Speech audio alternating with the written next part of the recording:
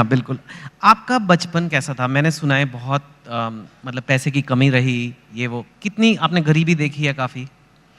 मैं जानना चाहता हूँ क्योंकि लोगों को पता लगे कि आपके बैकग्राउंड के लोग भी कितना ऊपर गए हैं, तो इसके लिए ये बताना ज़रूरी है कि आपका बचपन कैसा था? अब गरीबी की हम क्या बोलें। हमने गरीबी को उतने पास से देखा है कि लोग अपनी पत्नी को उतना पास से ना देखे हों।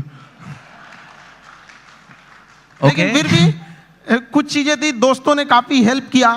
वो अपने पॉकेट खर्च में से कुछ पैसे देते थे ताकि आदमी पढ़ सके यहाँ पे। तो काफी दोस्तों ने भी हेल्प किया यहाँ पर।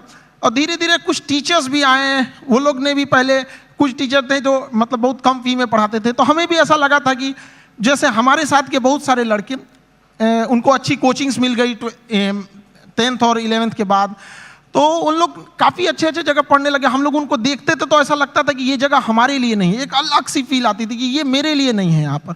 तो फिर जब हम लोग टीचिंग में आए तो हमने सोचा था कि भाई कोई भी गरीब से गरीब लड़का के लिए वो बड़े से बड़ी शिक्षा ग्रहण करने के लिए सपना देख सकता है और उसका सपना पूरा होगा। Very nice. सुना है कि आपके पास एक बार घर जाने के लिए 90 रुपए की टिकट थी, आपके पास थे नहीं 90 रुपए, 40 रुपए थे, तो इसलिए आप जा ही नहीं पाए घर। कुछ ऐसा भी कुछ हुआ था? वो दिन मेरे ज़िंदगी का सबसे मतलब अजीब सा दिन था, क्योंकि हम जब कोचिंग चालू किए तो हम मेरे दादाजी ने हमसे, जब प्रॉब्लम्स इतनी ज़्यादा आने लगी तो दादाजी ने बताया कि देखो, सपने तो इंसान के बहुत बड़े होते हैं, सपने कभी मतलब ख्वाहिशें ख़त्म भी नहीं होती हैं, लेकिन कुछ ज़रूरतें होती हैं। तो पहले अपनी ज़रूरतों को देख लो, फिर उसके बाद अपने सपनों के लिए आगे बढ़ना। और दादा का रोल बहुत बड़ा होता है ज़िंदगी में।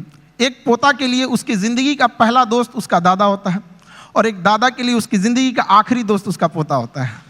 तो मेरे दादाजी ने एकदम दोस्त की तरह रहे उन्हें। तो सबसे पहले हमने होम ट्यूशन चालू किया, जहाँ से हम बेसिक चीज़ें निकाल सके। तो पहली बार हमने एक बच्चे को होम ट्यूशन दिया तो उसको 600 रुपये मिले वहाँ से, जिससे कुछ रूम रेंट वगैरह निकल जाए। फिर एक 800 का मिला, ऐसे मिलते मिलते गया।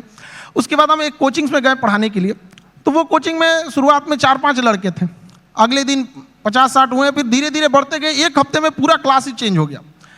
तो हम पढ़ाने लगे, कोचिंग बहुत अच्छे चलने लगी। तो उन लोगों ने कहा कि फीस आपको बढ़ाना पड़ेगा क्योंकि पैसे तो वहीं से आएंगे आप। तो हमने फीस बढ़ाने का विरोध किया, तो उन लोगों ने कहा ऐसे नहीं होगा। तो फिर हम अपने से पढ़ाना चालू कर दिए।